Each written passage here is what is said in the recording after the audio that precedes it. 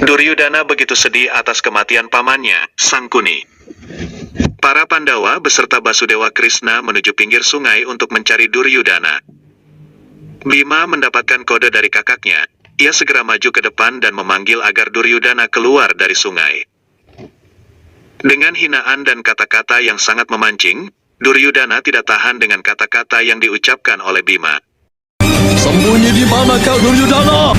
Tunjukkan dirimu. Apa kau menikmati kuburan air bersama pamanmu? Jangan mati di dalam air. Aku telah mengambil sumpah untuk menghabisimu. Kemari dan lihatlah. Semua saudara-saudaramu, teman-temanmu, para kesatriamu, dan para pemandumu telah dihabisi.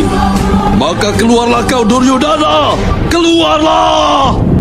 Kau hanya bisa sembunyi saja, Duryudana, jika kelemahan telah berada dalam seluruh tubuhmu dan ketakutan telah membawamu pergi.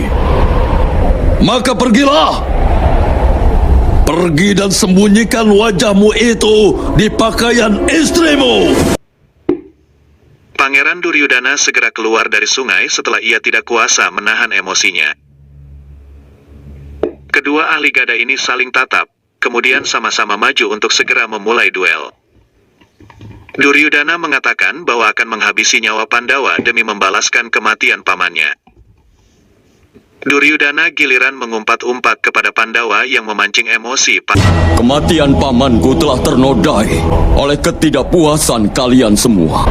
Untuk menolongku mendapatkan keadilan, dia membahayakan hidupnya. Sekarang aku akan menghabisi kalian semua demi membantu dia mendapat keadilan. Aku akan mencari anakmu dan kemudian akan kuhabisi satu persatu. Akan kubakar Drupadi di tengah kota karena menghancurkan kerajaanku. Dari Kuntiboja sampai Pancala dan kerajaan yang menjadi sekutumu akan kuhancurkan semua. Akan kuhabisi rakyat dari semua kerajaan itu. Aku akan membawa malapetaka untuk mereka. Sebelum duel dimulai, Sadewa melemparkan gada kepada Bima dan Duryudana segera bertempur. Keduanya sama-sama menunjukkan kemampuan berduel yang bagus. Namun dengan anugerah dari Ratu Gandhari, membuat Duryudana lebih kuat daripada Pangeran Bima. Duryudana terus melepaskan pukulan demi pukulan ke arah Pangeran Bima untuk membuatnya kewalahan.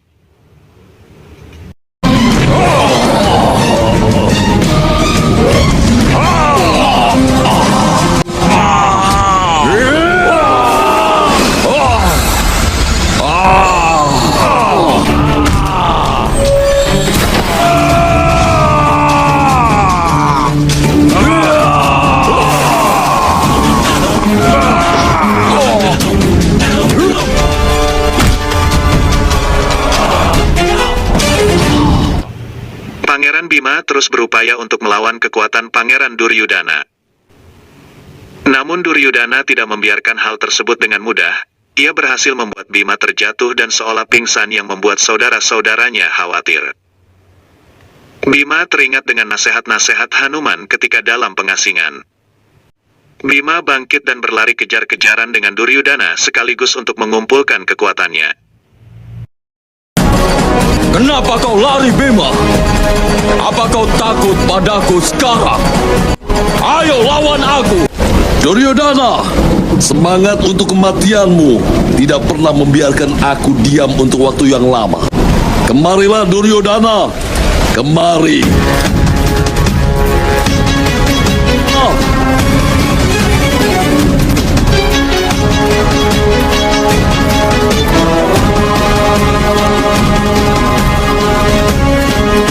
Kesini cepat. Bertarunglah, Bima. Bertarunglah denganku. Bima dan Duryudana kembali bertarung. Namun lagi-lagi Pangeran Duryudana lah yang berhasil unggul.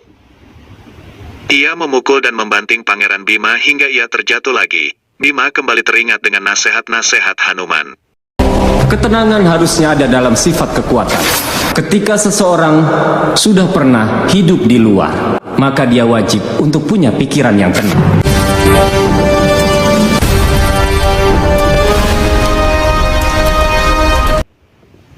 bangkit dan berhasil membanting Duryudana, namun pentolan Kurawa ini jatuh tepat di dekat dadanya. Ia segera memakainya untuk membuat Bima semakin parah. Lagi-lagi Dewa Hanuman menjadi inspirasi bagi Bima. Di sisi lain ada kekuatan yang bisa hancur berantakan. Dasar dari kekuatan adalah dengan memahami semuanya. Artinya kau harus tahu apa yang terjadi di sekitarmu dan menyerap semua informasi.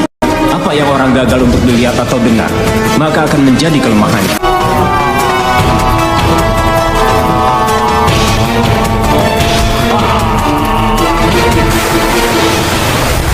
Drupadi telah sampai di tempat Balarama dan segera memberitahukan maksud dan tujuan kedatangannya. Sedikit dialog antara Balarama dan Drupadi. Ratu dari kelima Pandawa ini sejenak berpikir, kemudian ia bertanya mengenai cara menebus kesalahan suaminya. Balarama mengatakan bahwa ia hanya membatas Krishna saja, ia bukan orang bijak yang mampu menunjukkan pertobatan. Kemudian Drupadi bertanya lagi mengenai apa kelemahan yang kami punya. Balarama mengatakan bahwa kesalahan terbesarnya menjadi dosa terbesarnya, dan itu adalah kelemahan terbesarnya. Aku juga tidak berharap untuk tahu apa kelemahan dari musuh kami. Tapi setidaknya beritahu kami, apa kelemahan yang kami punya. Sebenarnya ini bukan hal yang besar. Dalam kehidupan seseorang, dosa terbesar yang ada padanya adalah kesalahan terbesarnya. Dan itu pun menjadi kelemahan terbesarnya. Drupadi seolah mengerti dengan maksud Balarama. Drupadi kemudian berterima kasih kepada Balarama dan segera pamit undur diri. Pangeran Bima memanggil-manggil Duryudana untuk segera muncul lagi. Keduanya kembali bertarung setelah Duryudana segera keluar dari air untuk kedua kalinya. Namun lagi-lagi Duryudana berhasil membuat Bima kewalahan. Drupadi tiba di antara yang lain. Ayo ke sini, Drupadi. Akan kuhabisi suamimu ini tepat di hadapanmu sekarang. Pancali bertanya mengapa Basudewa Krishna tidak mau membantu pada pertarungan terakhir ini. Sri Krishna mengatakan bahwa pertempuran ini harus dimenangkan dengan usaha dan kerja keras sendiri. Aku tidak bisa menolong teman. Perintah kakakku adalah keadilan. Manusia harusnya mendapatkan kemenangan dengan berjuang menggunakan kekuatannya sendiri. Untuk mendapatkan kemenangan itu, maka kalian pun harus mau berjuang keras. Drupadi kemudian menyampaikan bahwa ia telah mendapatkan petunjuk dari Balarama. Pancali kemudian mengatakan bahwa menurut petunjuk kakaknya itu, dosa terbesar seseorang merupakan kelemahan terbesarnya. Aku tidak memiliki kelemahan sama sekali. Akulah yang paling hebat. Mendengar hal tersebut Yudhistira menyahuti bahwa Duryudana selalu sombong. Kemudian ia mengatakan bahwa hati Duryudana adalah kelemahannya. Ia segera meminta Bima bangun dan menyerang hati Duryudana. Bima segera bangkit dan mencoba memukul ulu hati Duryudana, namun sia-sia saja. Duryudana justru kembali memukuli Bima hingga bercucuran darah. Kau salah, Yudhistira. Aku mencintai saudara-saudaraku. Aku mencintai teman-temanku. Mencintai istriku. Dan juga anak-anakku, Yudhistira. Menyerang hatiku adalah hal yang tidak mungkin. Meskipun gunung Himalaya menimpaku, aku tidak akan bisa mati. Kepalamu itu adalah kelemahanmu. Ketidakbenaran sudah berdiam di dalamnya. Kabima, pukul saja kepalanya sekarang. Nakula kemudian menyuruh Bima memukul kepala Duryudana karena menurut Nakula, isi kepala Duryudana tidak dipenuhi kebenaran. Lagi-lagi gagal dan lagi-lagi Bima harus menerima pukulan telak hingga kesakitan. Pangeran Duryudana, kau sudah membuat malu leluhurmu sendiri. Aku sudah menemukan bahwa kelemahan terbesarmu adalah nafsumu, adalah keserakahanmu. Dan kau sudah mengundang Drupadi, menantu perempuan dinasti kami, untuk datang dan duduk di pangkuanmu. Inilah pelayan Drupadi. Kemarilah dan duduk di pangkuanku. Itu adalah dosa terbesar yang kau miliki. Dan itu jugalah yang menjadi kelemahan terbesarmu saat ini. Mencoba mengalihkan perhatian, Duryudana segera menyerang Bima, namun gada itu ditangkap dengan baik oleh Bima. Rekodara berpikir-pikir mengenai masa lalunya di permainan dadu dan teringat sumpahnya untuk melumpuhkan paha Duryudana. Bima kembali menyerang paha Duryudana hingga kesakitan. Duryudana yang kesakitan berusaha berlari menjauh dari Pangeran Bima. Bima segera meraih gadanya dan melemparkannya hingga membuat Duryudana terjatuh. Bima segera mendekati musuhnya itu dan memukul paha Duryudana dengan seluruh kekuatan gada.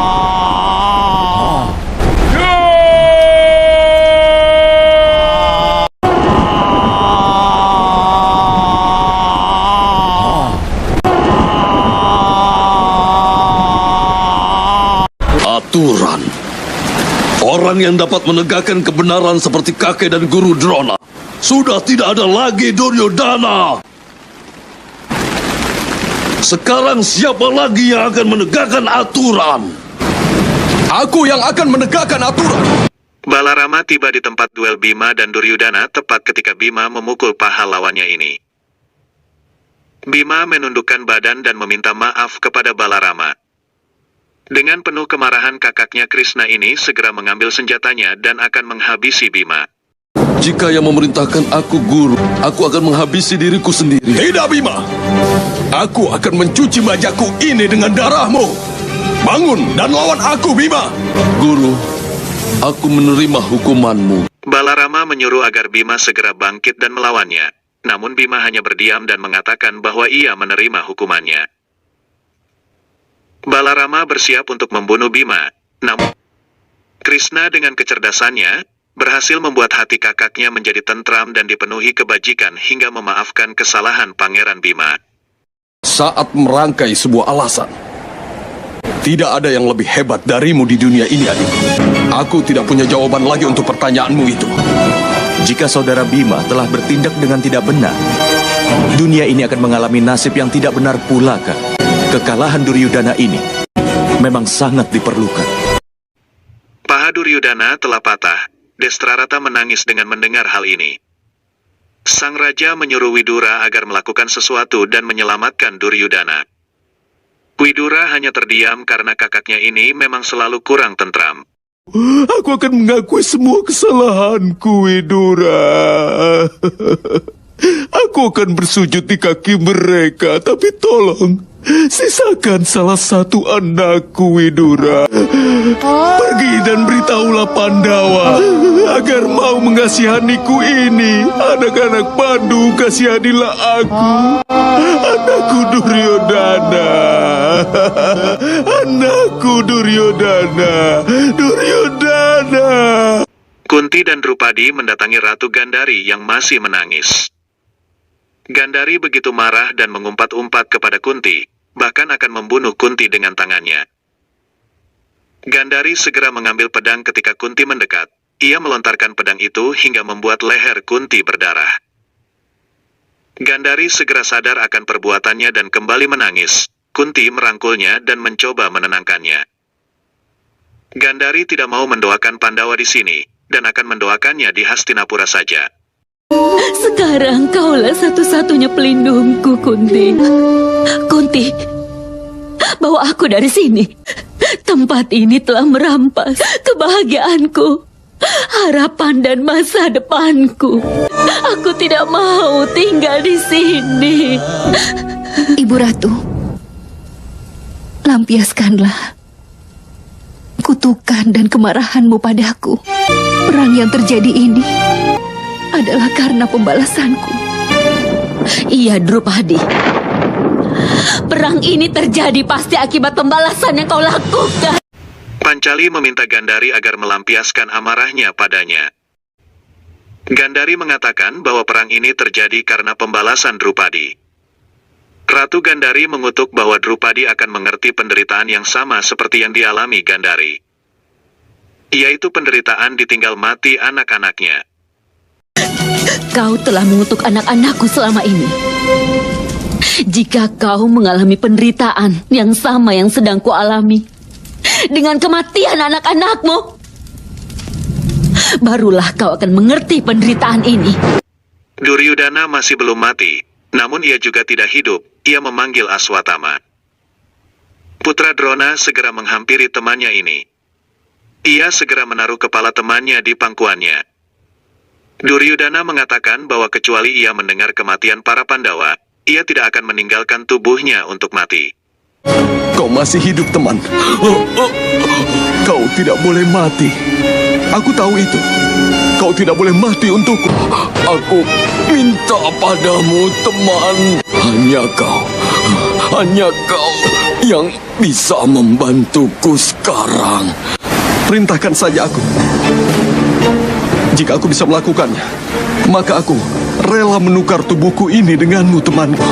Beritahu aku, teman, untuk bisa membebaskanmu dari penderitaan ini. Apa yang harus kulakukan?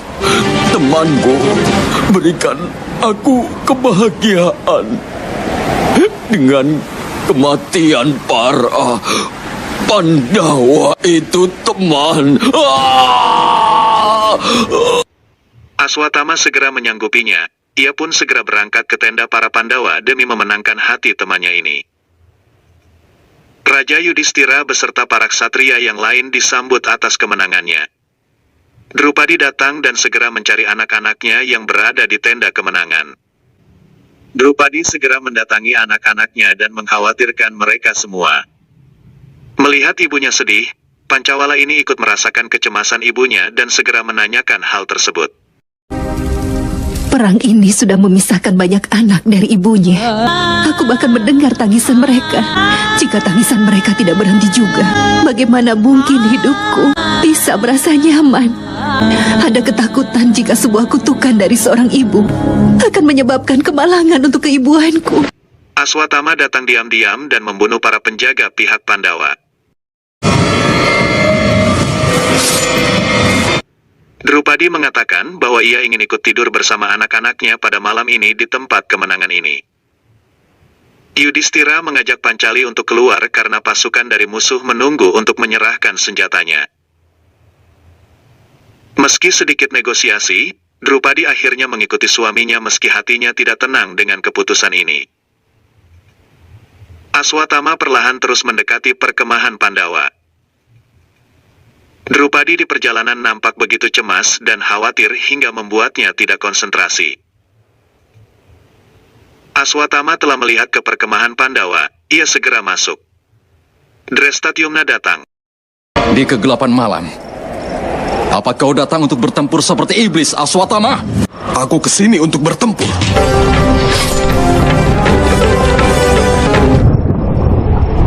Namun Aswatama berhasil membunuhnya dengan mudah. Kemudian Aswatama semakin masuk ke tempat peristirahatan para Pandawa.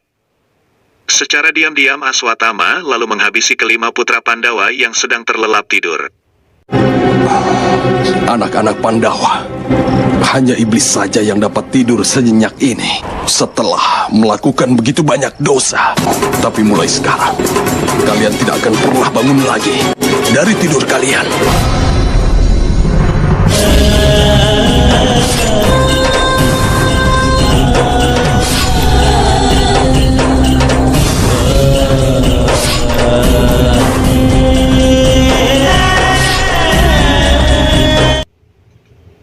Pancali semakin cemas mengingat kata-kata Basudewa Krishna. Ia memutar arah dan berlari menuju tendanya. Drupadi dan kelima suaminya tiba di tenda kemenangannya ketika Aswatama telah selesai menghabisi nyawa Pancawala. Drupadi hanya terdiam ketika memasuki tenda, namun ia dikejutkan dengan Aswatama yang berjalan pergi dengan menunjukkan pedang yang berlumuran darah. Drupadi tidak kuat menopang tubuhnya dan hampir pingsan.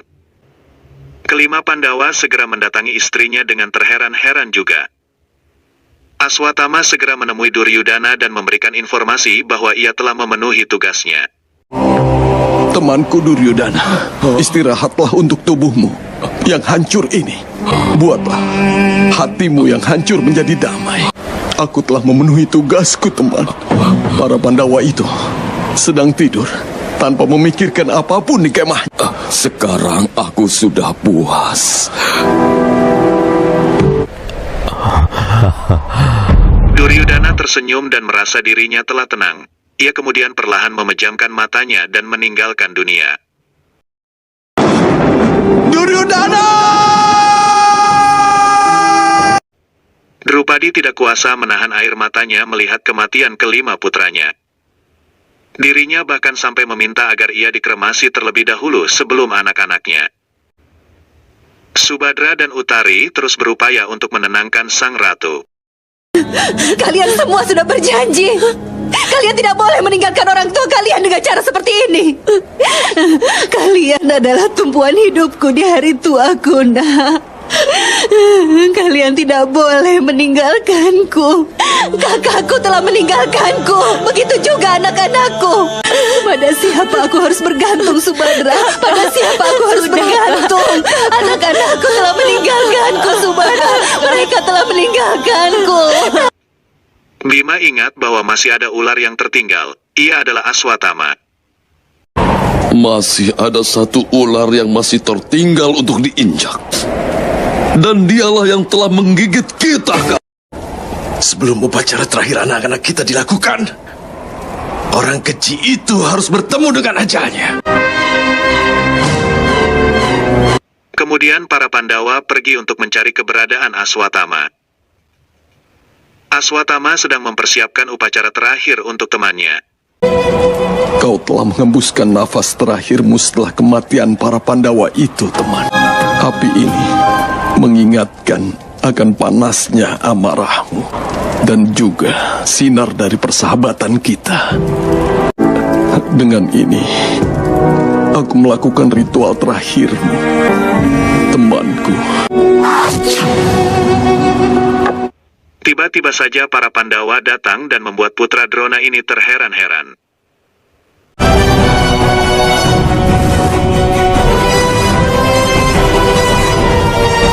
Duryodhana adalah musuh kami. Tapi dia juga saudara kami, Aswatama.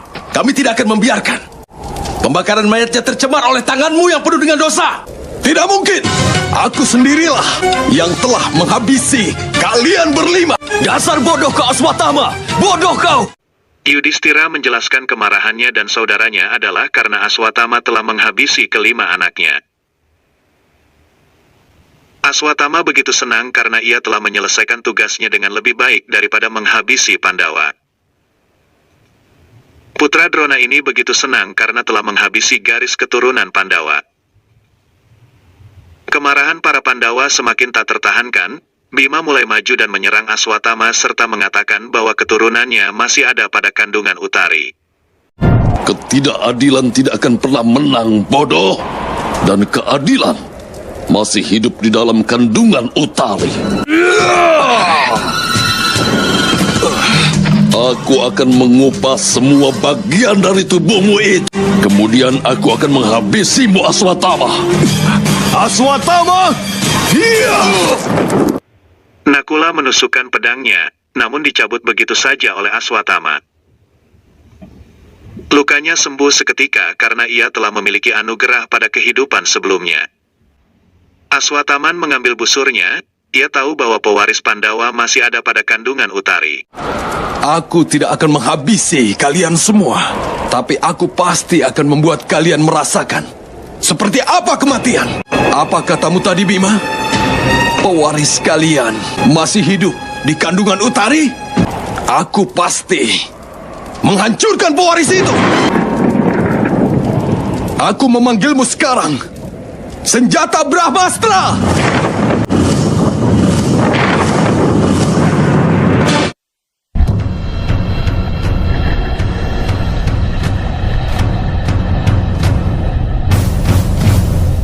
Senjata Brahmastra! Musnahkanlah setiap benih-benih keturunan Pandawa!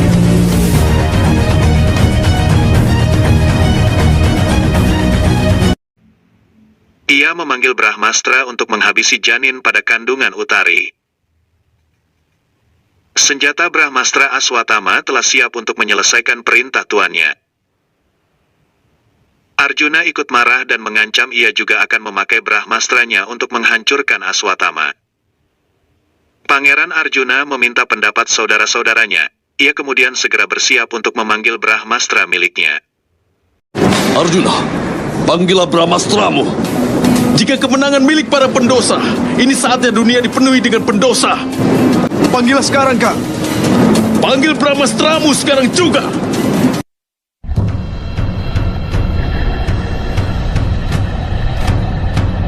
Aku akan menggunakan Brahmastraku untuk menghancurkan Brahmastra milikmu. Jadi sebelum mencapai ke bumi ini, maka Brahmastra milikku akan menghancurkan Brahmastra milikmu.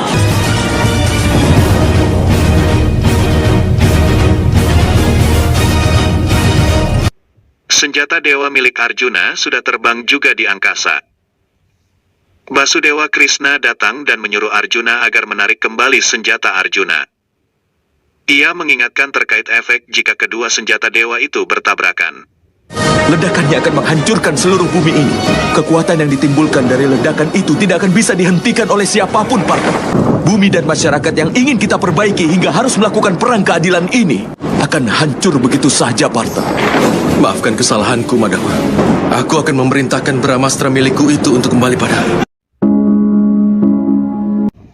Sri Krishna juga menyuruh Aswatthama agar menarik senjatanya, namun ia mengatakan bahwa ia tidak akan menariknya. Senjata Brahmastra Aswatthama terus berputar di angkasa dan bersiap untuk menuntaskan pekerjaannya. Dari kejauhan Drupadi melihat sebuah cahaya dari angkasa yang melaju menuju kemah peristirahatan Utari. Brahmastra Aswatthama terus melaju dan menghantam janin di tubuh Utari. Drupadi yang melihat hal tersebut segera masuk ke perkemahan dan melihat kondisi Utari. Basudewa Krishna mengatakan bahwa Aswatthama keterlaluan dan menyalahgunakan kekuatannya. Kau selalu saja menyalahgunakan kekuatanmu itu. Perbuatan yang telah kau lakukan itu sudah keterlaluan, belum pernah dilakukan oleh siapapun di dunia ini. Duryudana, Dursasana, Raja Gandhara Sangkuni, Kansa, Rahwana. Kau akan dihukum bahkan lebih buruk dari mereka.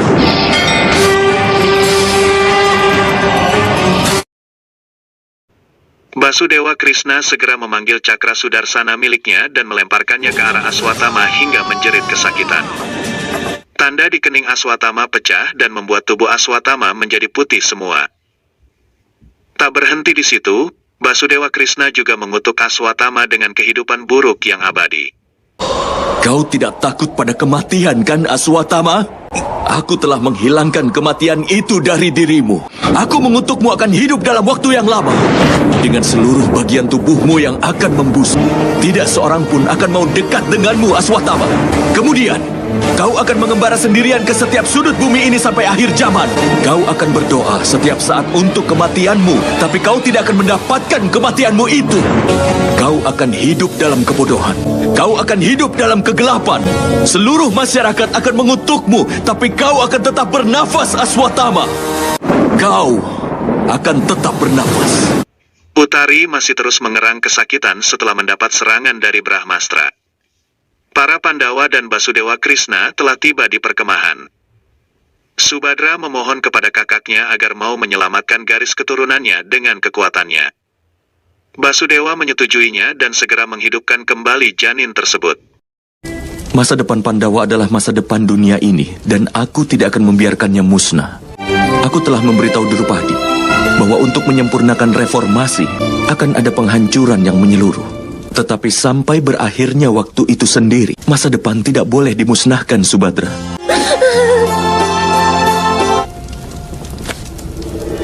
Aku Basudewa Krishna, dengan buah perbuatan muliaku di kehidupanku, menghidupkan kembali kandungan dari Utari.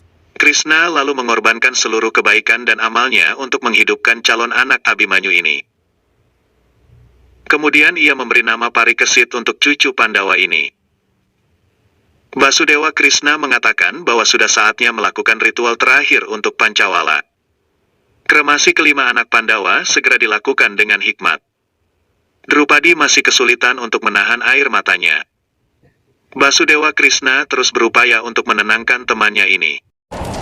Ketika kau bilang bahwa semua anak-anakku akan dihabisi, aku tidak mengetahui kalau dengan kematian semua anakku, aku seperti kehilangan semua anggota tubuhku ini.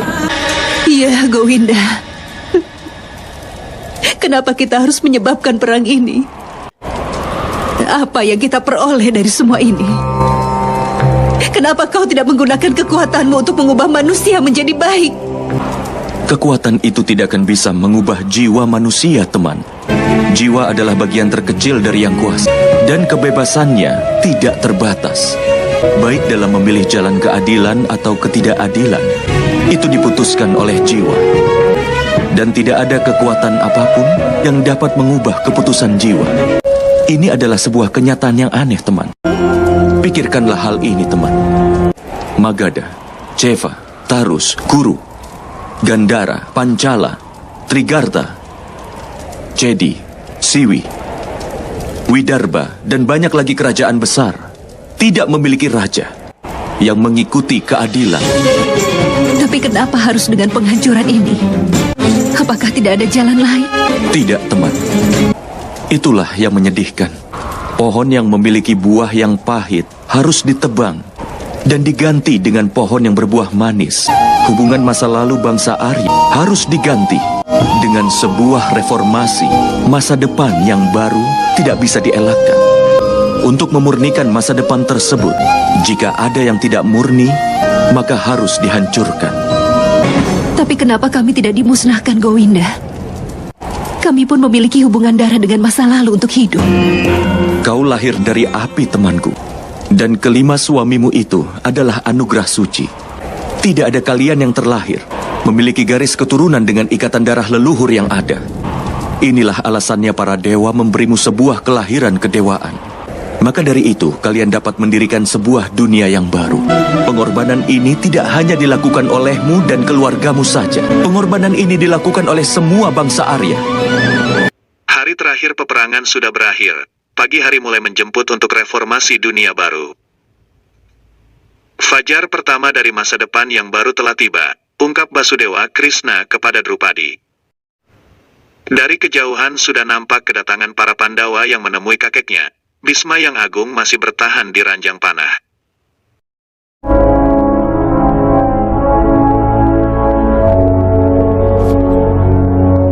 Semoga kalian panjang umur. Hari ini sebuah perang besar telah berakhir. Kami telah memusnahkan dinasti kami dengan tangan kami sendiri. Kami dikenal oleh bangsa Arya, pemusnah dan penghancur terbesar. Kapan kami akan dibebaskan dari kejahatan ini, Kek? Yudhistira memberikan kabar bahwa perang besar telah berakhir. Kemudian ia meminta nasihat kepada kakeknya. Bhisma memberikan nasihat dan mengungkapkan keyakinannya kepada para Pandawa untuk memerintah di seluruh daerah Arya. Yudhistira meminta banyak ajaran kepada kakeknya. Sang kakek pun segera menunjukkan semua hal tersebut yang sudah secara alami ada di tubuh Yudhistira. Hari ini, seluruh bangsa Arya ada di bawah pemerintahanmu. Aku sangat yakin bahwa kau akan menegakkan kebenaran dan keadilan di negara ini, Yudhistira. Tapi aku tidak punya kemampuan untuk menjadi seorang raja, kakek. Berikan aku pencerahan tentang ajaran dasar itu, Kek. Seorang raja harus terus mengingat semua ajaran-ajaran dasar ini, Yudhistira. Semua ajaran dasar melahirkan hanya 5 kualitas saja.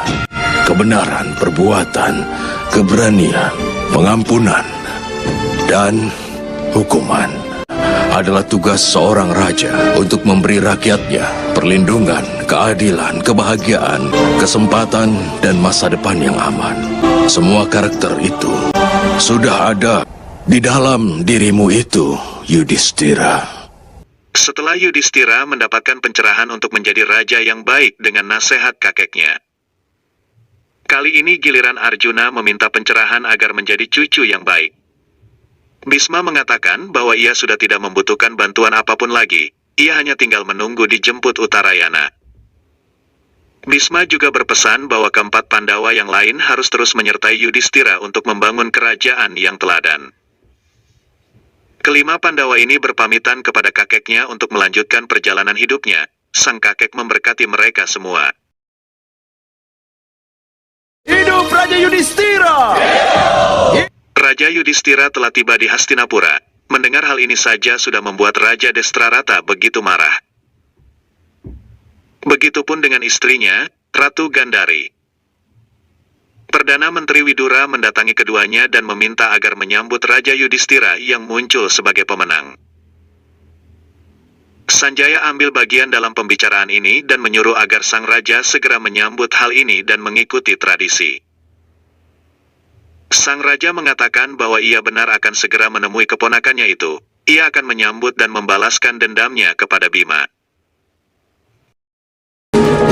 Aku memang akan ke sana, Sanjaya. Aku harus menghilangkan rasa sedih ini dan juga membalaskan dendamku setelah itu. Tapi aku sama sekali tidak bisa memaafkan apa yang dilakukan Bima saja.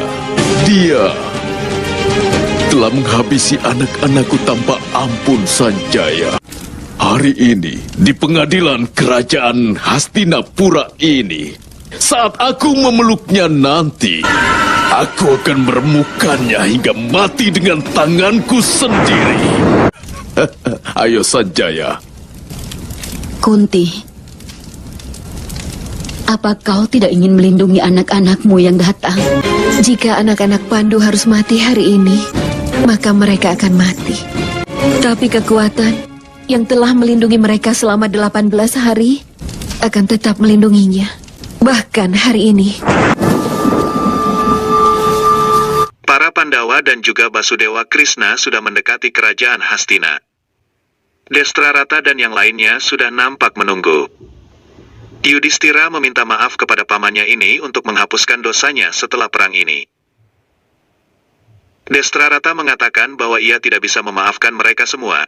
Ia mengatakan bahwa seorang yang sudah membunuh anak-anaknya bahkan belum meminta maaf padanya. Bima maju ke depan dan ingin menyentuh kaki sang raja. Namun Destrarata mengatakan bahwa ia ingin memeluk keponakannya itu. Pangeran Bima meminta maaf kepada pamannya itu. Destrarata kemudian mendorong Bima. Kau telah melanggar aturan pertarungan gada dan menyerang pahaku Bima. Duryodhana, aku menyerangmu sesuai dengan sumpahku. Bima! Sang raja ini teringat dengan kematian Duryodhana dan meminta Bima agar mendekat dan memeluknya. Kemarilah, nak. Destrarata segera memeluknya sekuat tenaga hingga patung tersebut hancur, bahkan mahkota sang raja terjatuh dan ia menangis. Bima! Bima! Aku telah melakukan perbuatan yang salah, nak. Tapi kemarahanku tidak bisa aku kendalikan lagi. Mohon maafkan aku. Destrarata segera mendatangi Bima, memeluknya dan memaafkannya serta mendoakan Pandawa itu. Aku memaafkanmu, nak. Aku mendoakanmu, nak. Aku mendoakanmu. Aku mendoakan kalian. Kalian diberkati. Semoga kalian panjang umur. Kemarilah anak-anak Pandu. Kerajaan, istanamu dan juga pengadilanmu menyambutmu hari ini. Penobatan Pangeran Yudhistira sebagai Raja Sah telah dimulai di Hastinapura. Mulai dari ritual pemandian dan lain sebagainya. Destrarata diantarkan Widura melakukan penyerahan mahkota raja kepada Yudhistira. Sang raja melepaskan mahkotanya. Untuk memahkotai Yudhistira, ia memberikan kemuliaan itu kepada Widura. Sang Perdana Menteri Widura justru memberikan kehormatan tersebut kepada Basudewa Krishna. Basudewa menyetujui hal tersebut. Ia beberapa kali menengok gerbang ruang sidang. Krishna seolah menunggu kedatangan seseorang. Mendengar Basudewa Krishna yang mendapatkan kehormatan memahkotai raja baru, Gandari segera pergi ke ruang sidang. Gandari tiba sebelum ketika Basudewa baru memulai menyentuh mahkota itu. Gandari tidak setuju dengan kehormatan Basudewa Krishna. Meskipun Destrarata dan Widura memberi pembelaan untuk Basudewa Krishna, Gandari tetap tidak menyetujui hal tersebut karena Krishna telah memberikan jalan Pandawa untuk meraih kemenangannya dengan siasat dan tipu daya. Gandari semakin meratapi nasibnya yang ditinggal mati ke 100 anaknya. Sang Ratu Hastinapura ini mengutuk Basudewa Krishna. Destrarata mencoba menyetop istrinya ini namun tidak mempan. Dengarlah anak Dewaki. Dengarlah Basudewa. Dengarlah. dengarlah ratapan yang makin melengking akibat dari perang ini. Semua dari kami hanyalah bonekamu. Lalu mengapa kau pertunjukkan tarian kematian ini? Dosa terbesar di medan perang Kurusetra dilakukan olehmu sendiri. Kau sendiri, Basudewa. Kau adalah orang yang layak mendapat hukuman. Aku, putri dari Subala yang taat pada perintahnya. Aku, istri Destra Rastra yang selalu berbakti. Aku, ibu ratu yang paling malang dari dinasti Kuru. Aku mengutukmu. Jangan, Gandari. Jangan, Ibu Ratu. Ya, aku mengutukmu. Sama seperti dinasti kami yang telah dihancurkan. Dengan cara yang sama pula, Yadawa akan dimusnahkan tepat di hadapanmu. Seperti binatang buas, semua laki-laki di Yadawa akan saling meminum darah. Sama seperti kerajaanku yang tenggelam dalam kesedihan. Begitu pula kerajaanmu akan tenggelam di dalam samudera yang dalam. Dan kau akan mengembara di hutan dan dilumpuhkan usia dan tidak bersenjata. Hingga akhirnya kau akan dipanah oleh seorang pemburu. Kutukan dari seorang ibu yang telah kehilangan semua anak-anaknya tidak akan pernah sia-sia.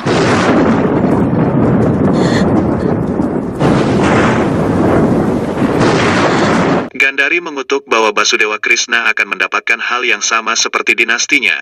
Bangsa Yadawa juga akan dimusnahkan di depan Basudewa Krishna. Tak berhenti di situ, Gandari juga mengutuk bahwa kerajaan Krishna tenggelam di samudera yang dalam. Gandari menangis terseduh-seduh setelah meluapkan kutukannya. Kau membalas kebaikan hati Basudewa dengan sebuah kutukan yang mengerikan. Akan lebih baik kalau kau mengutuk saja para Pandawa, agar kami semua dibakar saja di neraka sampai akhir zaman. Kakak, beritahu kami cara menghilangkan kutukan itu. Sang ratu terus menangis dan bersedih. Kemudian ia meminta maaf kepada Basudewa. Krishna menghampiri bibi Gandari dan berusaha menenangkannya dengan kata-kata khasnya. Gandari memeluk Basudewa Krishna dengan penuh isak tangis yang tak henti-hentinya mengalir. Basudewa Krishna mengatakan bahwa ia membenarkan bahwa kata-kata Gandari hanyalah sebagai sarana terjadinya pemusnahan Yadawa yang sudah ditakdirkan. Sri Krishna juga mengatakan bahwa ia akan menerima kutukan itu. Jika kau sedang merasa hancur, bahkan aku pun merasakan penderitaan itu. Ketika semua orang dihabisi di sana, itu telah memberikanku juga rasa sakit pada diriku. Aku ini adalah keduanya, baik sebagai musuhmu dan juga temanmu. Aku adalah anakmu juga. Ketika paha Duryudana dipatahkan, aku adalah orang yang menjerit kesakitan. Seluruh hidupku ini, aku telah menerima doa dari para ibu. Karenanya aku, Basudewa Krishna, akan menerima kutukan yang kau berikan. Basudewa Krishna menjelaskan bahwa perang besar ini bertujuan untuk menyatukan tanah Arya. Sekarang tanah Arya ini akan dipimpin satu raja, satu bendera, satu hukum, dan semua rakyat akan diperlakukan sama. Dahulu, setelah Raja Bharata, tanah ini dikenal sebagai Barat Bumi. Dan sekarang, akan dikenal sebagai negara Bharata. Tetapi sekarang, seluruh kerajaan Arya akan diperintah oleh satu raja Perdana Menteri. Pemerintahan seluruhnya akan sama. Tanah ini akan memiliki satu raja dan juga memiliki satu nama. Keputusan diambil dengan cara yang sama dan undang-undang yang sama akan diikuti. Hanya satu bendera akan berkibar di tanah ini dan semua orang akan diperlakukan sama tanpa memihak. Dulunya tanah ini setelah Raja Bharata dikenal dengan nama Barat Bumi. Tapi sekarang untuk pertama kalinya tempat ini akan dikenal sebagai negara Bharata. Yudhistira dipakaikan mahkota oleh Yang Agung dari bangsa Yadawa, Basudewa Krishna. Yudhistira telah sah untuk menjadi raja di raja daerah Arya. Raja Yudhistira dan Ratu Drupadi naik ke singgasana untuk duduk bersama.